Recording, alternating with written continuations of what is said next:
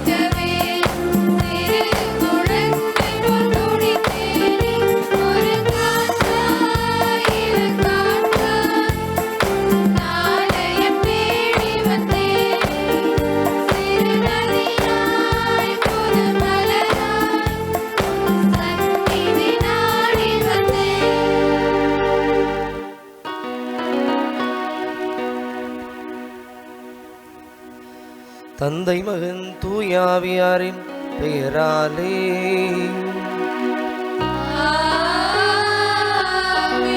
நம் ஆண்டவராக இயேசு கிறிஸ்துவின் அருளும் கடவுளின் அன்பும் தூயாவியாரின் நட்புறவும் உங்கள் அனைவரோடும் இருப்பதாக.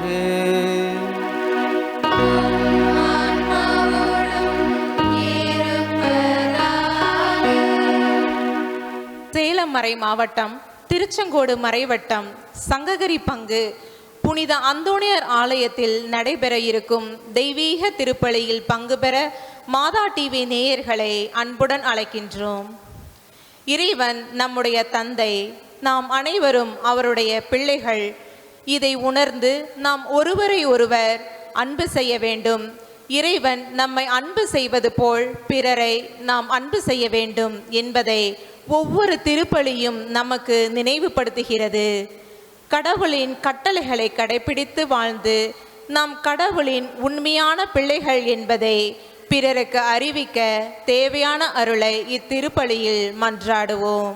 இயேசுவில் அன்புக்குரியவர்களே, இந்த நாளில் நாம் அந்தோணியாரை நினைத்து பார்க்க அழைக்கப்படுகிறோம்.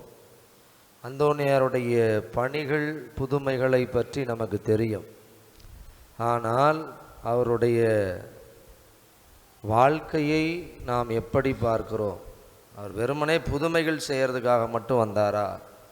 இன்றைக்கு பெரும்பாலும் அந்தோணியாரை மக்கள் நாடி வருகிறார்கள் என்றால் அது ஏதோ சில தேவைகளுக்காக, காணாமல் போனதை கண்டுபிடித்து தருவதற்காக, நோய்கள் நீங்குவதற்காக, திருமண வரத்திற்காக, பிள்ளை பேருக்காக, குடும்ப கஷ்டங்கள் தீர, கடன் பிரச்சனை தீர என்று சொல்லி உலக காரியங்களுக்காக மட்டுமே அவரை நாடி வருகிறவர்கள் தான் அதிகம். நான் மனமாற வேண்டும், கடவுளுக்கு கீழ்ப்படிவனாக வாழ வேண்டும், என்னுடைய தீய குணங்களை எல்லாம் நான் மாற்றிக்கொள்ள வேண்டும், நான் எல்லோரையும் அன்பு செய்ய வேண்டும் என்றெல்லாம் யாரும் நினைத்து கூட பார்ப்பதில்லை. இன்னும் சுருக்கமாக சொல்லணும்னா, நான் கடவுளையும் பிறரையும் அன்பு செய்கிறவனாக மாற வேண்டும், அந்தோனியாரே எனக்காக வேண்டிக் கொள்ளும் என்று யாருமே ஜெபிப்பதில்லை. நமக்கு தேவை நம்முடைய தேவைகள், அவ்வளோதான், நம்முடைய ஆசைகள். ஆக இந்த திருப்பலியில் தயவு செய்து வேண்டுங்க, ஆண்டவரே நான் கடவுளையும் பிறரையும் அன்பு செய்கிறவனாக மாற வேண்டும், யாரையும் நான் எதிரியாகவோ பகைவராகவோ அப்படியெல்லாம் பார்க்கக்கூடாது. எல்லாருக்குள்ளும் கடவுள் இருக்கிறார், எல்லாரும் கடவுளின் சாயலிலும் பாவனையிலும் படைக்கப்பட்டவர்கள், நான் பிறருக்கு செய்வதெல்லாம் கடவுளுக்கே செய்கிறேன் என்ற மனப்பான்மையோடு நான் வாழ வேண்டும் என்று ஜெபியுங்கள். அதுதான் பைபிளும் சொல்லுது. நான் பசியாயிருந்தேன் உண்ண கொடுத்தீர்கள், மிகச்சிறிய என் சகோதர சகோதரி ஒருவருக்கு செய்த போதெல்லாம் நீங்கள் எனக்கே செய்தீர்கள். இந்த ஒரு வசனத்தை ஆழமாக மனசில் பதிய வச்சவங்க யாரும் அடுத்தவங்களுக்கு தீங்கு செய்ய மாட்டாங்க. ஏன்னா நீங்கள் செய்கிறதெல்லாம் அடுத்தவங்களுக்கு இல்லை, அவங்களுக்குள்ளே இருக்கிற கடவுளுக்கு. இதை உணர வேண்டும். இதை உணர்ந்து நீங்கள் ஜெபியுங்கள், மனம் மாறுங்கள்.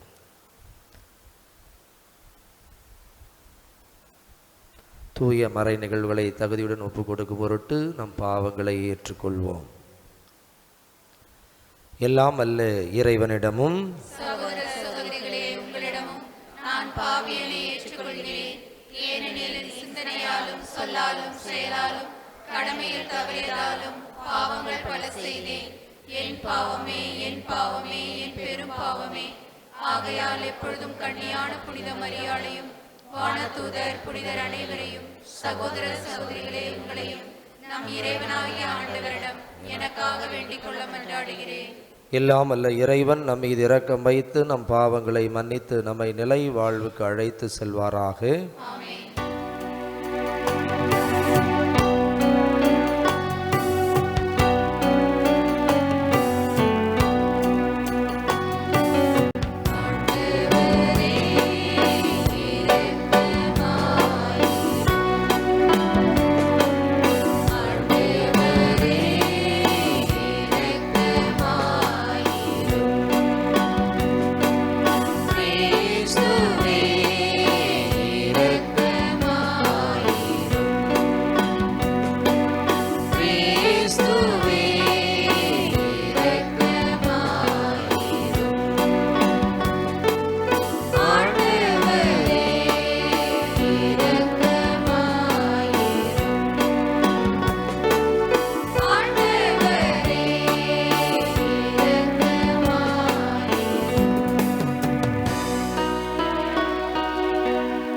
மன்றாடுவோமாக.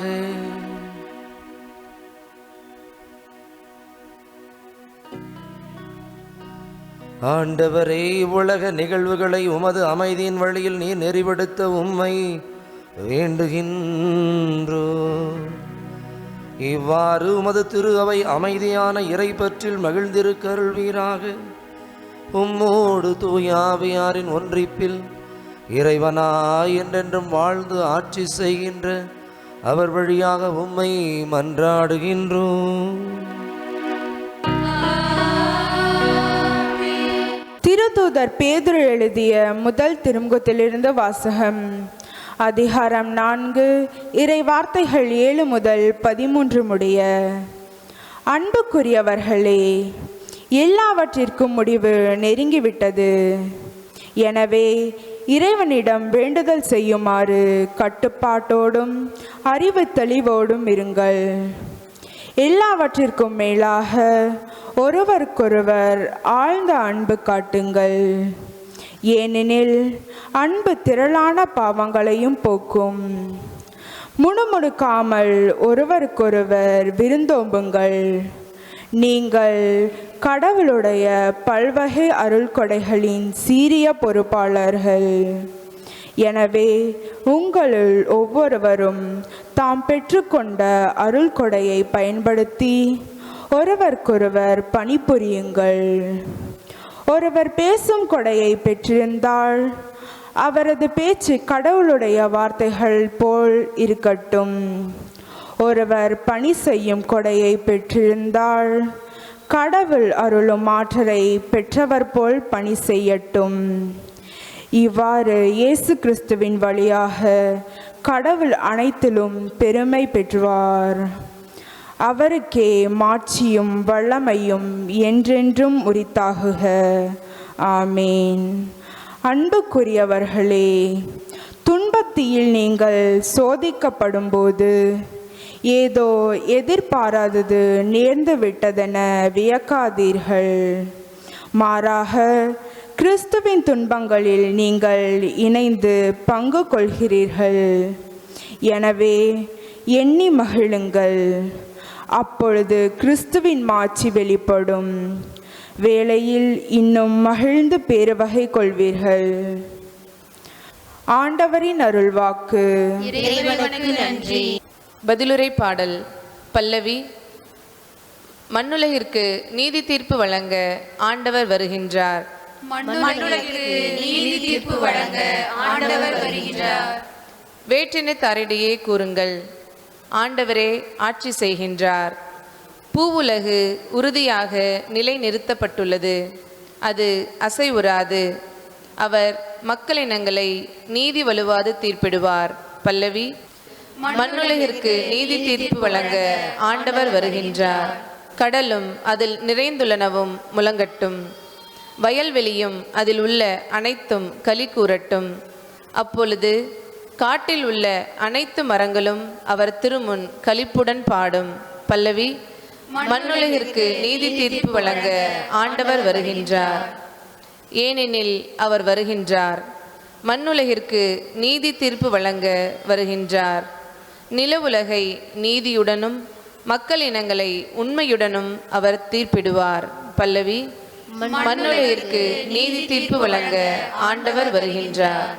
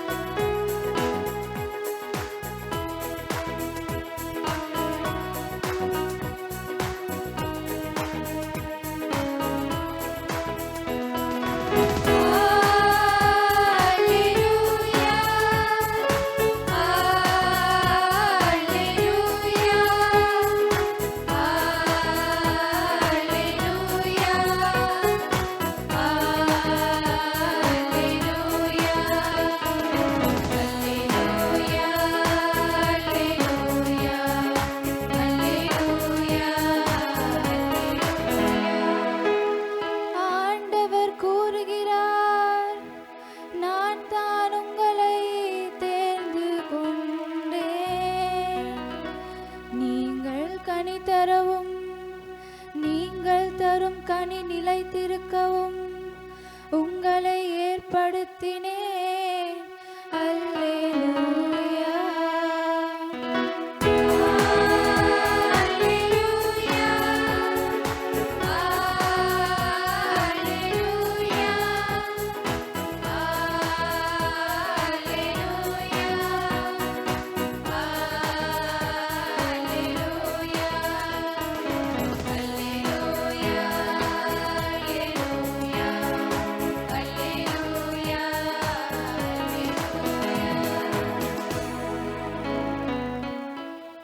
ஆண்டவர் உங்களோடு இருப்பாராக.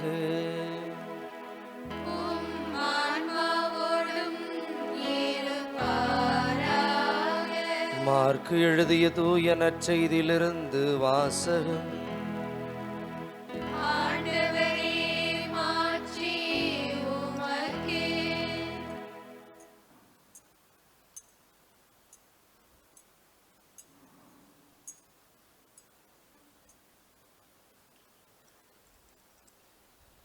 அதிகாரம் 11. உயிருள்ளறை வார்த்தைகள் 11 - 26 முடிய. அக்காலத்தில் இயேசு எருசலேமுக்குள் சென்று கோவிலில் நுழைந்தார். அவர் அனைத்தையும் சுற்றி பார்த்துவிட்டு ஏற்கனவே மாலையாகிவிட்டதால் 12 பெத்தானியாவுக்கு புறப்பட்டு சென்றார். மறுநாள் பெத்தானியாவை விட்டு அவர்கள் திரும்பிய பொழுது இயேசுவுக்கு பசி உண்டாயிற்று. இலை அடர்ந்த ஓர் அத்தி மரத்தை அவர் தொலையிலிருந்து கண்டு அதில் ஏதாவது கிடைக்குமா என்று அதன் அருகில் சென்றார். சென்றபோது இலைகளை தவிர வேறு எதையும் அவர் காணவில்லை. ஏனெனில் அது அத்திப்பழ காலம் அல்ல. அவர் அதை பார்த்து, இனி உன் கனியை யாரும் உண்ணவே கூடாது என்றார். அவருடைய சீடர்கள் இதை கேட்டு கொண்டிருந்தார்கள். அவர்கள் எருசலேமுக்கு வந்தார்கள். கோவிலுக்குள் சென்றதும் இயேசு அங்கு விற்பவர்களையும் வாங்குபவர்களையும் வெளியே துரத்தத் தொடங்கினார். நாணயம் மாற்றுவோரின் மேசைகளையும் புறா விற்பவர்களின் இருக்கைகளையும் கவிழ்த்து போட்டார். கோவில் வழியாக எந்த பொருளையும் எடுத்துச் செல்ல அவர் விடவில்லை. என் இல்லம் மக்களினங்கள் அனைத்திற்கும் உரிய இறை வேண்டலின் வீடு என அழைக்கப்படும் என்று மறைநூலில் எழுதியுள்ளது என்று அவர்களுக்கு கற்பித்தார். ஆனால் நீங்கள் இதை கல்வர் குகையாக்கி விட்டீர்கள் என்றார். தலைமை குருக்களும் மறைநூல் அறிஞர்களும் இதை கேட்டு அவரை எப்படி ஒழித்து விடலாம் என்று வழி தேடினார்கள். எனினும் கூட்டத்தினர் அனைவரும் அவரது போதனையில் ஆழ்ந்து வியந்திருந்ததால் அவர்கள் அவருக்கு அஞ்சினார்கள். மாலை வேளையானதும் இயேசுவும் சீடர்களும் நகரத்திலிருந்து வெளியேறினார்கள். காலையில் அவர்கள் அவ்வழியே சென்றபோது அந்த அத்திமரம் வேரோடு பட்டு போயிருந்ததை கண்டார்கள்.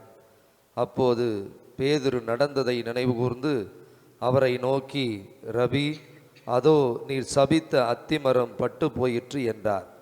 அதற்கு இயேசு அவர்களை பார்த்து, கடவுள் மீது நம்பிக்கை கொள்ளுங்கள். உறுதியாக உங்களுக்கு சொல்லுகிறேன், எவராவது இந்த மலையை பார்த்து பெயர்ந்து கடலில் விழு என தம் உள்ளத்தில் ஐயம் ஏதுமின்றி நம்பிக்கையுடன் கூறினால் அவர் சொன்னவாறே நடக்கும். ஆகவே உங்களுக்கு சொல்லுகிறேன், நீங்கள் இறைவனிடம் வேண்டும் போது எவற்றையெல்லாம் கேட்பீர்களோ அவற்றை பெற்றுவிட்டீர்கள் என நம்புங்கள். நீங்கள் கேட்டபடியே நடக்கும். நீங்கள் வேண்டுதல் செய்ய நிற்கும்போது யார் மேலாவது நீங்கள் மனத்தாங்கல் கொண்டிருந்தால் மன்னித்து விடுங்கள். அப்போது உங்கள் விண்ணக தந்தையும் உங்கள் குற்றங்களை மன்னிப்பார். ஆண்டவரின் அருள்வாக்கு.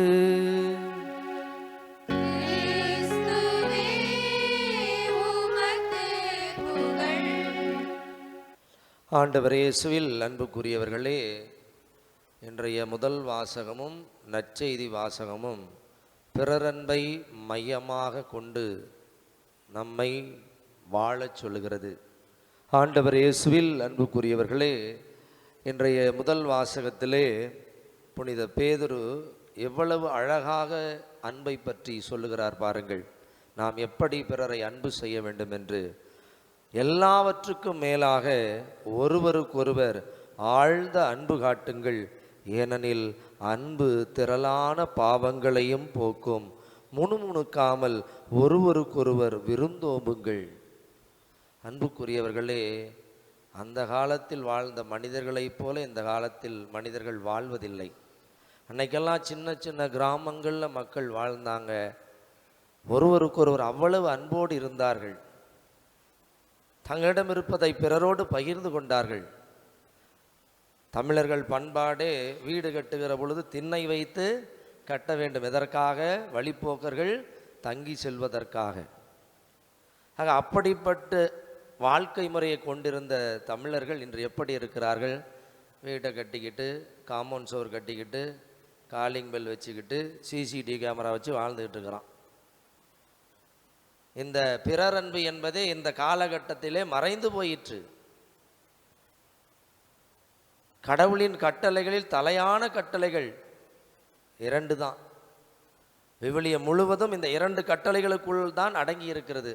முதல் கட்டளை, முதன்மையான கட்டளை, எல்லாவற்றுக்கும் மேலாக நாம் கடவுளை நேசிக்க வேண்டும். 2வது, கடவுள் நம்மை நேசிப்பதை போல நாம் பிறரை நேசிக்க வேண்டும்.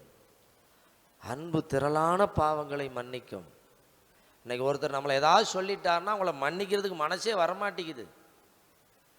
குறிப்பாக குடும்பங்களில் கணவன் மனைவி, பெற்றோர் பிள்ளைகள், சகோதர சகோதரிகள், இன்னைக்கு எல்லாருமே ஒருத்தரை ஒருத்தர் அன்பு செய்கிறத விட ஒருத்தர் பகைக்கிறதா அதிகமாக பார்க்குறோம். பழமொழி சொல்கிற மாதிரி ஒரு வீட்டு காக்கா ஒரு வீட்டு மேலே ஏறுறதில்லை. ஏன் இந்த பகைமை, ஏன் இந்த சண்டை? இதற்கு ஒரே ஒரு காரணம், சுயநலம். எல்லா மனிதர்களும் தான் சொல்வது தான் நடக்க வேண்டும், தான் நினைப்பது தான் நடக்க வேண்டும், தன் விருப்பப்படி தான் எல்லோரும் நடக்க வேண்டும் என்று நினைப்பதனாலேயே பகைமை, சண்டை, சச்சரவெல்லாம் வருது. பிலிப்பியர் 2:4 பவுலுடையார் அழகாக சொல்லுவார், நீங்கள் யாவரும் உங்களை சார்ந்தவற்றில் அல்ல பிறரை சார்ந்தவற்றில் அக்கறையோடு இருங்கள். குடும்பத்திலையும் சரி, சமுதாயத்திலையும் சரி, அவங்க வாழ்க்கையில் சுயநலமாக இருக்கிறோம். நான் நினச்சது நடக்கணும், நான் எதிர்பார்த்தது நடக்கணும், நான் சொல்கிறத தான் எல்லாரும் கேட்கணும் என்று நினைக்கிற பொழுது தான் பிரச்சனைகள் ஆரம்பமாகிறது, துன்பங்கள் ஆரம்பமாகிறது. அன்புக்குரியவர்களே, கடவுள் நமக்கு சுதந்திரம் கொடுத்திருக்கிறார். நாம் எப்படி வேண்டுமானாலும் வாழலாம். இன்னைக்கு மக்கள் கடவுளை புறக்கணித்தும் வாழ்கிறார்கள். அந்த அளவுக்கு கடவுள் சுதந்திரத்தை கொடுத்திருக்கிறார். ஏனென்றால் அவர் நம்மை அந்த அளவுக்கு அன்பு செய்கிறார். ஆக இயேசுசாமி கொடுத்த புதிய கட்டளை அதுதான், ஒருவர் மற்றவர் மீது அன்பு செலுத்துங்கள். எப்படி நான் உங்களுக்கு அன்பு செலுத்தியது போல நீங்களும் ஒருவர் மற்றவருக்கு அன்பு செலுத்துங்கள். நீங்கள் செலுத்தும் அன்பிலிருந்து தான் நீங்கள் என் சீடர்கள் என்பதை எல்லாரும் அறிந்து கொள்வர். கிறிஸ்துவனுடைய அடையாளம் என்ன?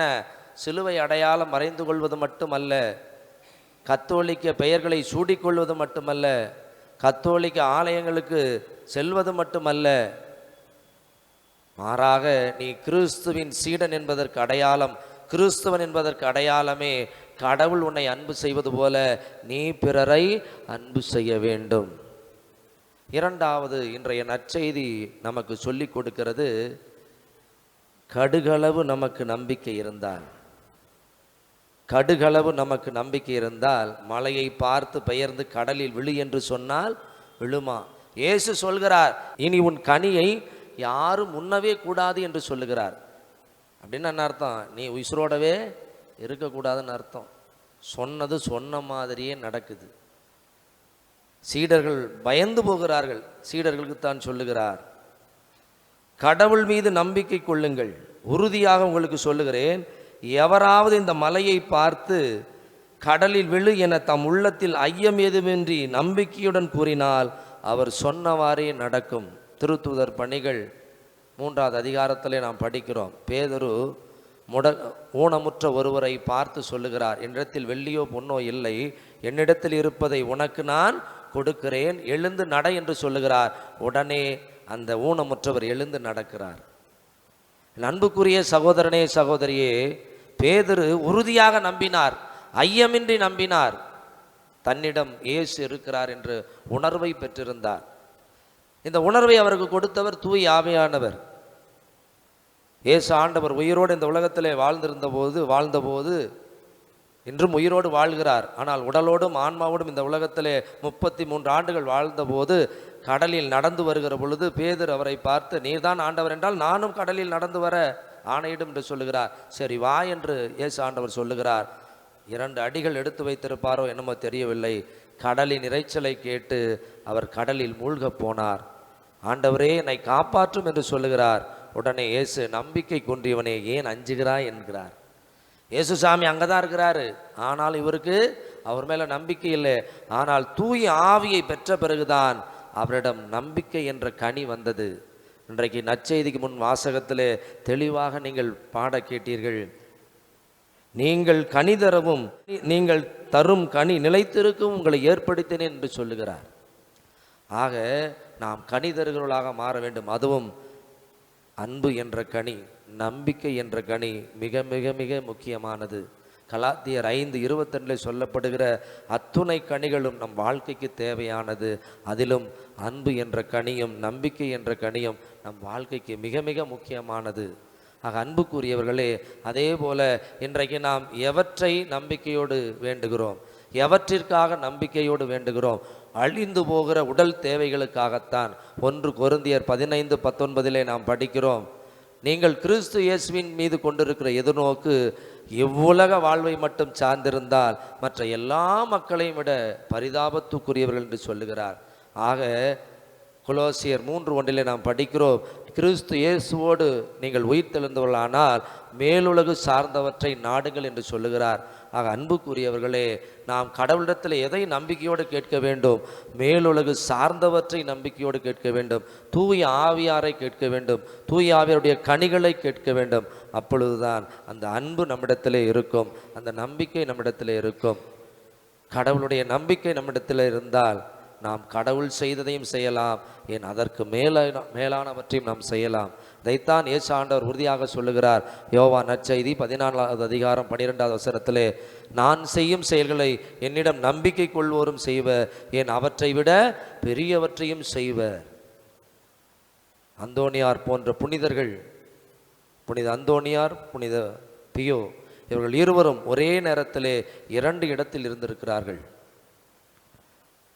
இயேசுவை போல அவர்கள் அவ்வளவு புதுமைகளை செய்திருக்கிறார்கள்.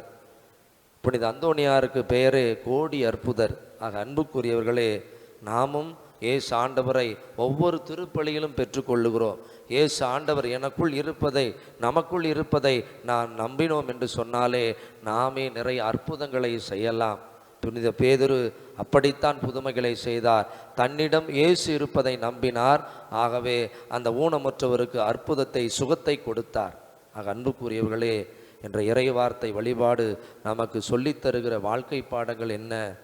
பிறரை அன்பு செய்ய வேண்டும், பிறருக்கு நன்மை செய்ய வேண்டும், நம்பிக்கையோடு வாழ வேண்டும். கடவுள் என்னோடு இருக்கிறார், கடவுள் செய்கிற எல்லாவற்றையும் என்னால் செய்ய முடியும் என்ற நம்பிக்கையோடு வாழ வேண்டும், தைரியத்தோடு வாழ வேண்டும், துணிச்சலோடு வாழ வேண்டும் என்ற வாழ்க்கை முறையை நமக்கு சொல்லி கொடுக்கிறது. யாக்கோபு தன்னுடைய திருமுகத்திலே சொல்வது போல, இறை வார்த்தை கேட்பவர்களாக மட்டும் இருந்து உங்களை ஏமாற்றிக் கொள்ளாதீர்கள், அதன்படி நடக்கிறவர்களாயும் இருங்கள் என்று சொல்லுகிறார். ஆகவே இதோ இறை வார்த்தையை நாம் கேட்டோம்.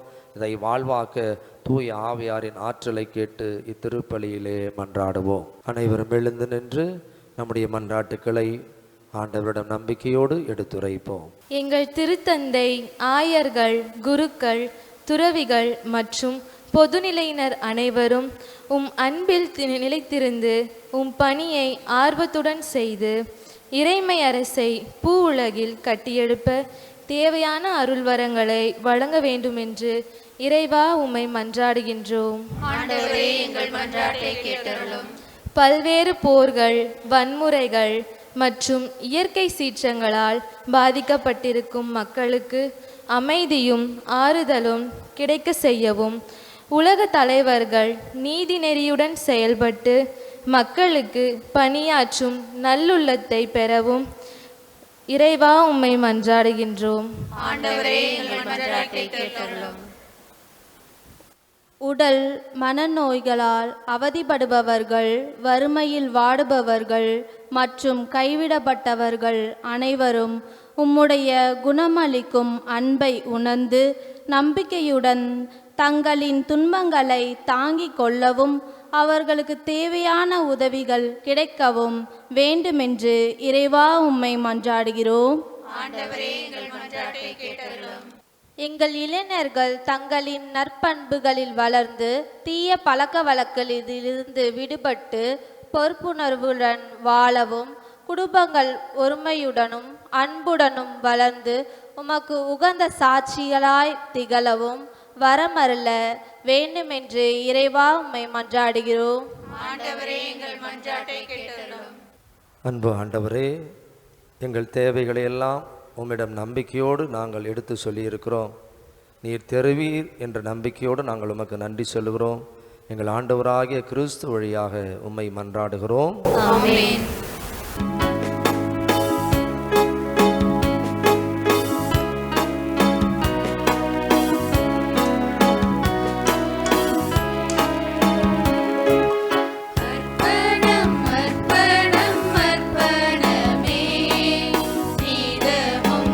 இதமும்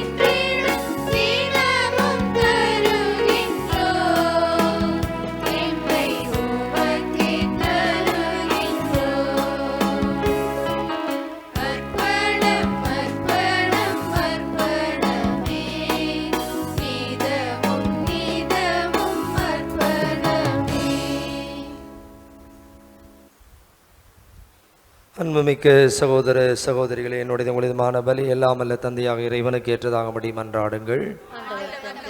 புகழ்ச்சிக்காகவும் மாட்சிக்காகவும் நமது நன்மைக்காகவும் புனித திரு அவை அனைத்தின் நலனுக்காகவும் உமது கை நின்று பலியை ஏற்றுக்கொள்வாராக. இறைவா, உமது பெயருக்கு நாங்கள் ஒப்பு கொடுக்கும் இறைபற்றுள்ள பணியின் காணிக்கைகளை நீரே எங்களுக்கு அளித்துள்ளீர். அதனால் இவ்வழியிலிருந்து நாங்களும் பேறு பயன்களை அடைவதோடு முடிவில்லா கைமாற்றையும் பெற்றிட கனிவுடன் அருள்வீராக. எங்கள் ஆண்டவராகிய கிறிஸ்து வழியாக உம்மை மன்றாடுகின்றோம். ஆண்டவர் உங்களோடு இருப்பாராக.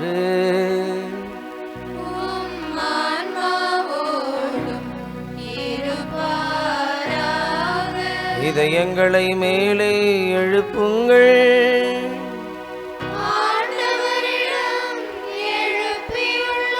நம் இறைவனாகிய ஆண்டவருக்கு நன்றி கூறுவோம்.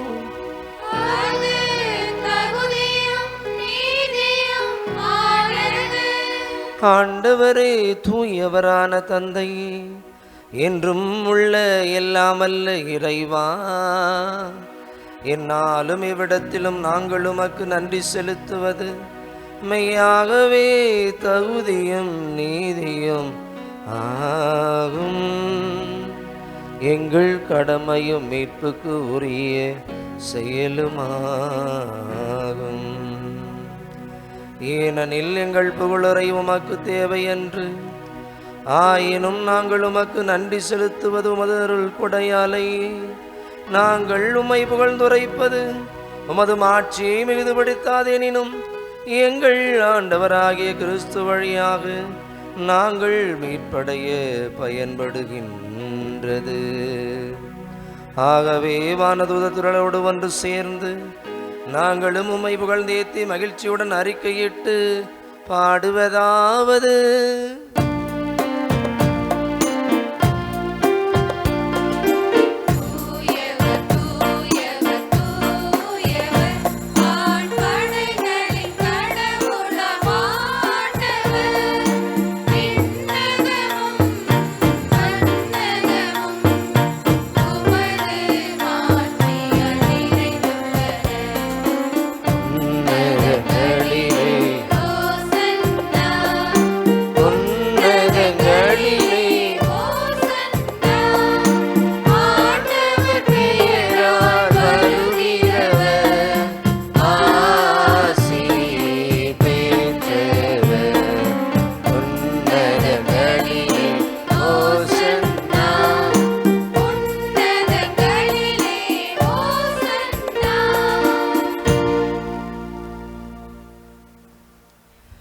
ஆண்டவரே, நீர்மையாகவே தூயவர், தூய்மை அனைத்துக்கும் மூற்று.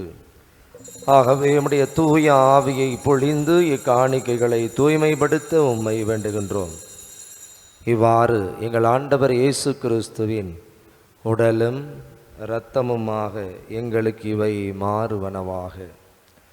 அவர் பாடுபட உளம் கனிந்து தம்மை கையளித்த போது அப்பத்தை எடுத்து நன்றி செலுத்தி அதை பிட்டு தம் சீடர்களுக்கு அளித்து அவர் கூறியதாவது: அனைவரும் இதிலிருந்து பெற்று உண்ணுங்கள், ஏனெனில் இது உங்களுக்காக கையளிக்கப்படும் என் உடல்.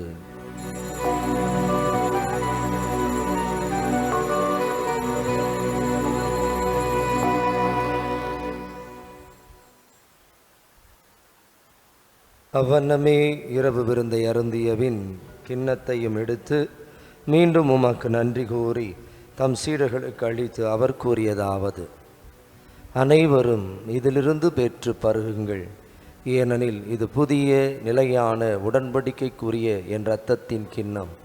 இது பாவ மன்னிப்புக்கென்று உங்களுக்காகவும் பலருக்காகவும் சிந்தப்படும். இதை என் நினைவாக செய்யுங்கள்.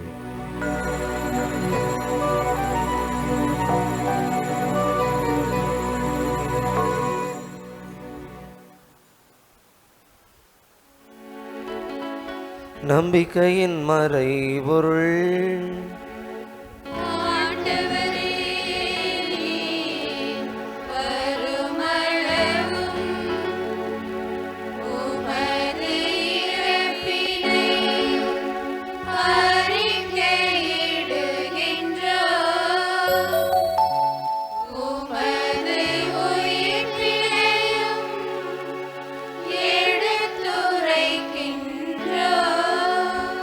ஆகவே ஆண்டவரே, நாங்கள் கிறிஸ்துவின் இறப்பினையும் உயிர்ப்பினையும் நினைவுகூர்ந்து வாழ்வு தரும் அப்பத்தையும் மீட்பளிக்கும் கிண்ணத்தையும் உமக்கு ஒப்புக் கொடுக்கின்றோம். உம் திருமுன் நின்று உமக்கு ஊழியம் புரிய தகுந்தவர்கள் என எங்களை ஏற்றுக்கொண்டீர். எனவே உமக்கு நன்றி செலுத்துகின்றோம். மேலும் கிறிஸ்துவின் உடலிலும் இரத்தத்திலும் பங்கு கொள்ளும் எங்களை தூய ஆவியார் ஒன்று சேர்க்க வேண்டுமென உம்மை தாழ்மையுடன் மன்றாடுகின்றோம். ஆண்டவரே, உலகெங்கும் பரவியிருக்கும் அது திரு அவையை நினைவு கூர்ந்தருளும். எங்கள் திருத்தந்தை 14ஆம் லியோ, எங்கள் ஆயர் அருள் செல்வம் ராயப்பன், எல்லா திருநிலையினர் ஆகிய அனைவரோடும் உமது திரு அவை அன்பில் நிறைவு பெறச் செய்தருளும். மேலும் உயிர்த்தெழும் எதிர்நோக்குடன் துயில் கொள்ளும் எங்கள் சகோதர சகோதரிகளையும் இறந்தோர் அனைவரையும் இரக்கத்துடன் நினைவு கூர்ந்து உமது திருமுக ஒளியினுள் ஏற்றருளும். எங்கள் அனைவர் மீதும் இரக்கமாயிரும். கடவுளின் கன்னித்தாயான புனித மரியா, அவருடைய கணவரான புனித யோசேப்பு, புனித திருத்துதர்கள், இவ்வுலகில் உமக்கு ஓந்தவராய் இருந்தோர் ஆகிய புனிதர் அனைவருடனும் நாங்கள் நிலை வாழ்வில் பங்கு கொள்ளும் தகுதி பெற்று உம் திருமகன் இயேசு கிறிஸ்து வழியாக உம்மை புகழ்ந்தேத்தும் மரமருள உம்மை மன்றாடுகின்றோம்.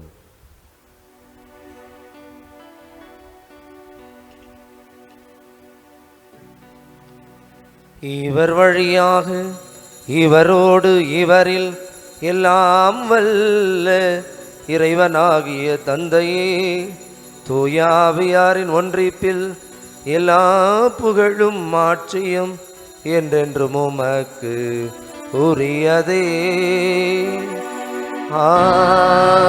ஆமென், ஆமென், ஆமென்.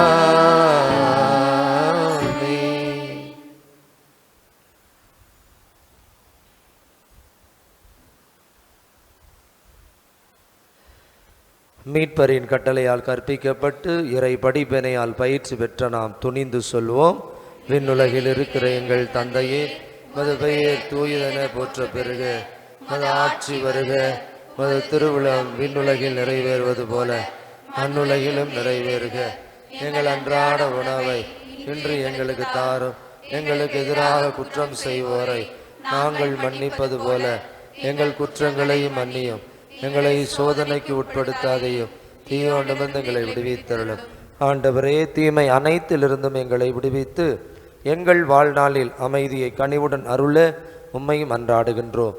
உமது இரக்கத்தின் உதவியால் நாங்கள் பாவத்திலிருந்து எப்போதும் விடுதலை பெற்று யாதொரு கலக்கமுமின்றி நலமாய் இருப்போமாக. நாங்கள் எதிர்நோக்கி இருக்கும் பேரின்பத்துக்காகவும் மீட்பராக இயேசு கிறிஸ்துவின் வருகைக்காகவும் காத்திருக்கின்றோம்.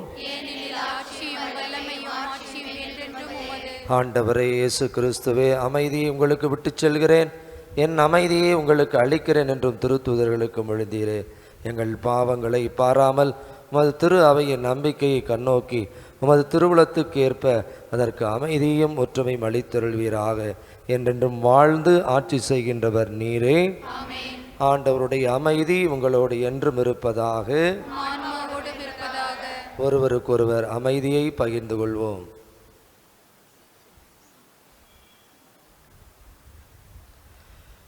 உலகின் பாவங்களை போக்கும் இறைவனின் செம்மறியே, எங்கள் மேல் இரக்கமாயிரும். உலகின் பாவங்களை போக்கும் இறைவனின் செம்மறியே, எங்கள் மேல் இரக்கமாயிரும். உலகின் பாவங்களை போக்கும் இறைவனின் செம்மறியே, எங்களுக்கு அமைதி அளித்தருளும். இறைவனின் செம்மறி, இதோ உலகின் பாவங்களை போக்குகின்றவர். செம்மறியின் விருந்துக்கு அழைக்க பெற்றோர் பேறு பெற்றோர். ஆண்டவரே, நீர் என் இல்லத்தில் எழுந்தருளி வர நான் தகுதியற்றவள். ஆனால் ஒரு வார்த்தை மட்டும் சொல்லியருளும், என் ஆன்மா நலமடையும். கிறிஸ்துவின் திருவுடலும் இரத்தமும் நம்மை காத்து முடிவில்லா வாழ்வு அளிப்பதாக.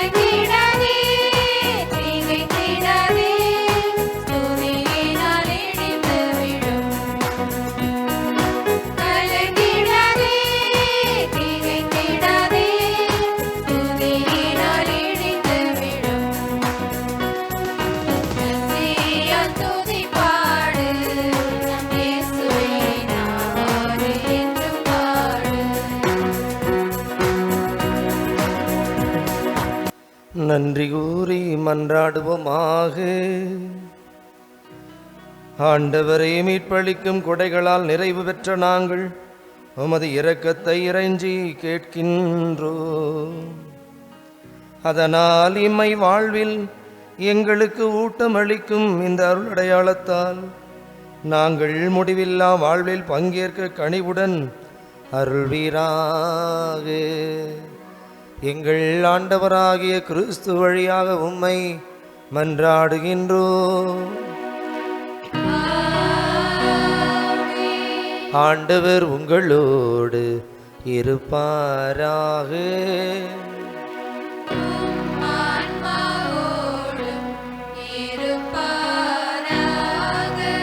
எல்லாம் வல்ல இறைவன் தந்தை மகன் தூயாவியா உங்கள் மீது இறங்கி உங்களோடு தங்குவாராக.